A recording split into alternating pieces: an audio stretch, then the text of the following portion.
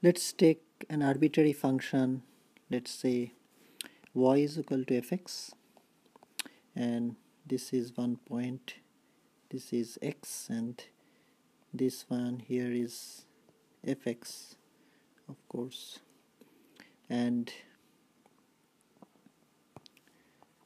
so another point very close to that, this one, this distance is h, so this point is x plus h, while this one, so this one will be the function at this point, it will be of course x plus h. So when we say, if we take the dy over dx, delta y over delta x, that will be fx plus h minus fx, that's the delta y there, the difference this much, and the difference, this one will be of course x plus h minus x, so that will be fx plus h minus fx over h del x, y over del x.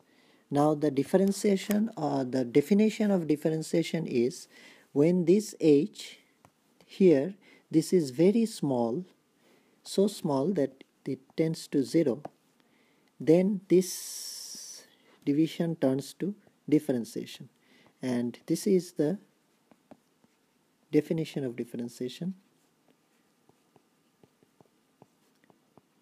of the function fx at point x. This is the differentiation of the function fx at point x. So when we use this formula, we are using the first principle of differentiation. So I will find the d over dx of ln x, or whatever, d over dx of logarithm of ex using first principle. So let's do that. Let's write this one. So this is h here, and function of x, so function of x is, so I'm just writing this formula there. So log x plus h minus log of x.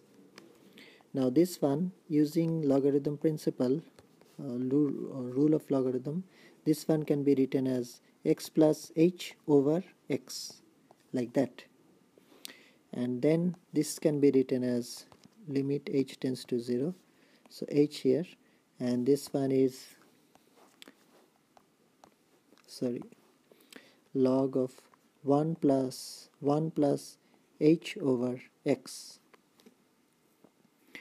So now if we expand this thing using Taylor series, and that is possible because h over x is less than 1, so we will expand this one using Taylor series, and the expansion is like this. So basically h over x minus h over x square half plus h over x cube 1/3. So the formula is something like this: 1 plus k will be k minus k square by 2 plus k cube by 3. So of course in this case k will be h over x.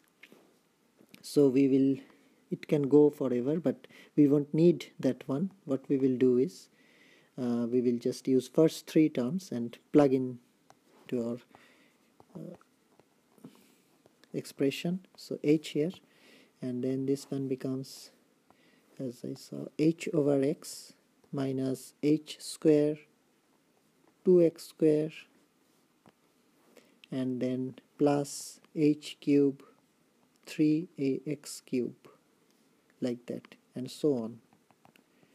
Now we divide by h, so what it becomes is h tends to 0. The first term becomes 1 over x, the second term is h over 2x square, third term is h square 3x cube, and so on.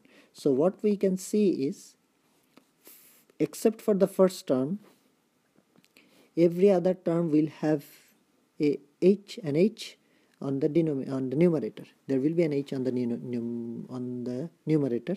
So when we plug in h tends to 0, all of these will become 0 except the first term, and this one does not have any h, so this one will be 1 over x. So that's the differentiation of log x, and we know that's what it is, but we have we have found it using the first principle, that is the very basic definition of differentiation. We have used this formula to find the differentiation of log ex.